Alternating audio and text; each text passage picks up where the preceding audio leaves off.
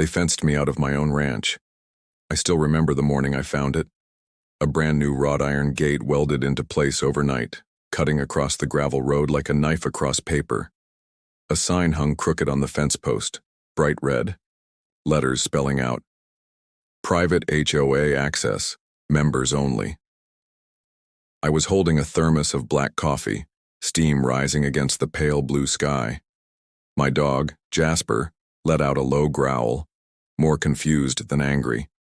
The sun hadn't cleared the horizon yet, but I could already see the problem. This gate wasn't just on the border, it was on my land. I live quiet. Always have. 86 acres tucked between two foothills, with a creek running clean through the back. It's not much to most, but it's peace to me. A rancher's life, fencing, cattle, and long evenings with nothing but cicadas and God. That changed 3 months ago when the HOA from the development up the hill started poking their noses where they didn't belong. New president. New rules. Some former real estate agent named Todd who thought he could run the valley like a country club. First it was the letters. Then it was the threats. They claimed the access road running through my property was technically under their easement, a paperwork ghost from 30 years ago that nobody enforced until now. Todd said they were consolidating traffic to preserve community standards. I told him plainly, "That road's been mine since '91. Check the survey records." He smiled like I was a child and said, "Then I guess you'll have no problem proving it, neighbor." That word, neighbor, it stuck in my throat like a burr. 2 weeks later, I came back from hauling hay to find myself fenced out. Todd and his crew had installed the gate while I was gone, welded shut. No warning, no courtesy call. Just locked me out of my own home. I didn't shout, didn't threaten. Just looked at that crooked little sign, took one slow breath, and walked back to my truck.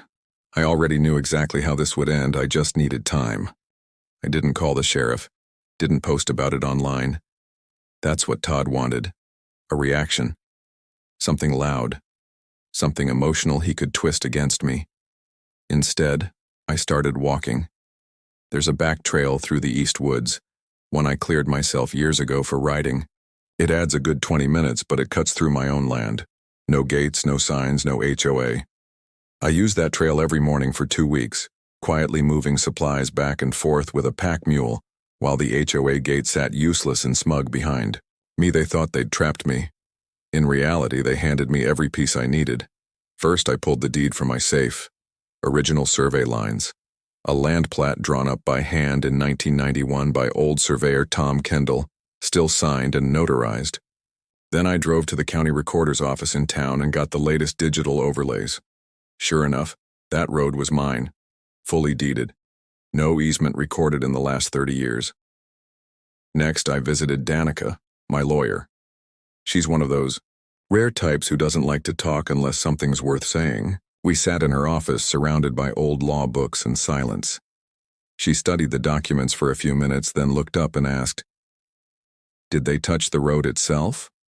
Welded a fence onto the gravel. Dug 2 new posts into my soil. Poured concrete too. She nodded slowly. "That's trespassing, property damage, potentially even interference with access to your primary residence. Did you photograph it?" 10 angles, I said. "And drone footage." She smiled just slightly. We filed a cease and desist the same day, and sent copies to the HOA, the management company, the county zoning board, and the sheriff's office. Certified mail, documented delivery. But Todd wasn't done. A week later, he had the nerve to show up, standing on the other side of the fence like a guard at a checkpoint. I was unloading feed when he called out, all friendly like, "You'll need a key card if you want to use this entrance going forward," he said, tapping the gate reader with his smug little HOA badge. I didn't answer, just stared at him, wiping sweat from my brow. "Don't worry," he added. "We're drafting an agreement. You can apply for temporary access during working hours. Fair's fair, right?" I nodded once. Calm, quiet, didn't give him the satisfaction. He didn't realize I'd already uncovered the paper trail, The HOA's board minutes approving the fence. Their own documents admitted they knew the road might not be theirs, but they proceeded anyway, pending legal clarification. That line alone was gold. Still, I waited. Todd thought silence meant defeat. He didn't realize it meant calculation. Because, while he was busy locking gates and bluffing, I was laying the groundwork for something permanent. Not just to remove the fence, but to turn the entire gate into a lesson he'd never forget. The surveyor came on a Monday, not just any contractor. I hired a licensed civil surveyor from the county registry, full gear, GPS leveling tools, bright orange vest, the kind of man who doesn't talk much but writes everything down. We walked the perimeter for hours, checking markers buried decades deep. Steel rods, rusted but real, right where they should be, and then we marked them. Fluorescent paint, fresh survey tape, and coordinates backed by GIS data from the county archives. The gate? It wasn't just near my property line. It was 15 feet inside it. That gave me leverage. But I wanted more than that. I wanted certainty. So I kept digging. I filed an open records request with the County Planning Commission and found something interesting. The HOA's original development permit had a clause, one they'd forgotten or ignored, stating that any modifications to public or adjacent private access roads required pre-approval from zoning and planning. They hadn't filed a single notice, and that little oversight, that turned a property dispute into a full-blown zoning violation.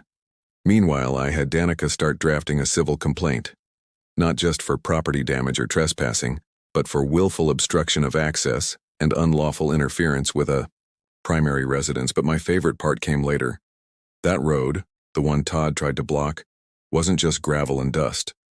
It also connected to a utility easement used by the county to maintain underground lines that looped behind my barn. It was obscure, buried in technical jargon, but it meant one thing. The county had legal access to that road, and if it was blocked, so were they. So I made a quiet call to the county utilities department. 2 days later, a truck arrived. Big, white, with a logo on the door and a polite man with a clipboard. He stood at the gate, looked at the reader, then called me. "Sir, we can't access the line. Who owns this fence?" I answered honestly. "The HOA installed it without permission, on my deeded land." The man nodded. "All right then." That afternoon, the county issued a formal notice to the HOA, citing obstruction of a public utility route and demanding immediate access or removal within 10 business days. Fines attached. Todd's voice cracked when he called me later.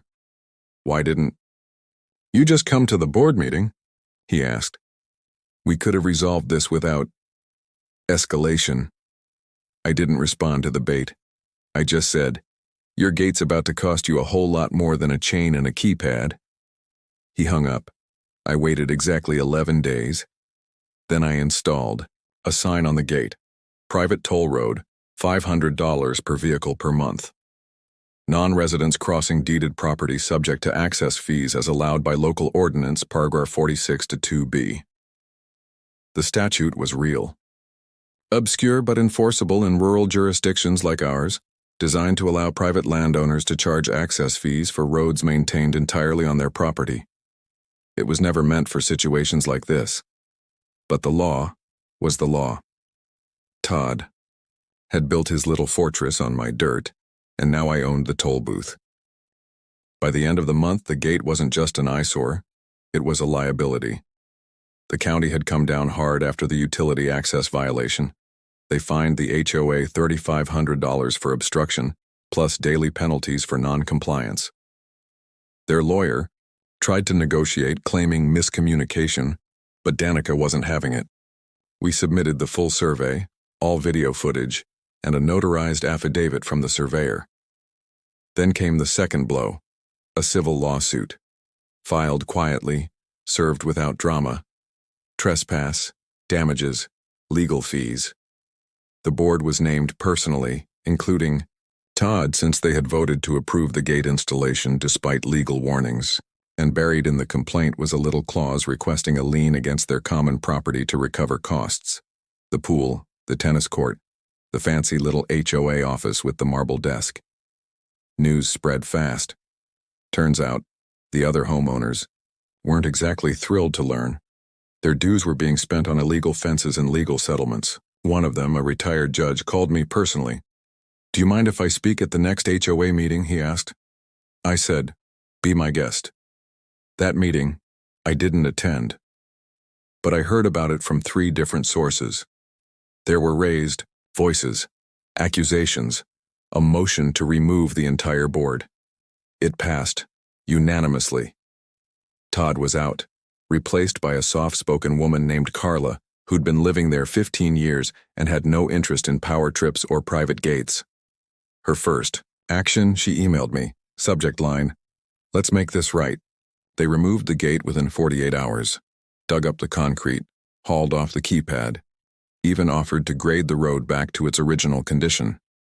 I agreed on one condition, that the HOA signs a formal agreement acknowledging the road is private property, not under their governance now or ever. I had Danica drafted airtight. Carla signed it without hesitation. I didn't charge them the toll fees, though I had every right, didn't need to, because the next morning as I walked that stretch of road with Jasper at my side, there was no gate. Just fresh gravel, a morning breeze, and the quiet sound of my boots on dirt I'd owned for over 3 decades, and nailed to the same post where they'd once hung their smug little sign, was mine. Private Ranch Road. Entry by permission. Only, same red letters, different truth. They tried to fence me out, now they have to ask me to come in.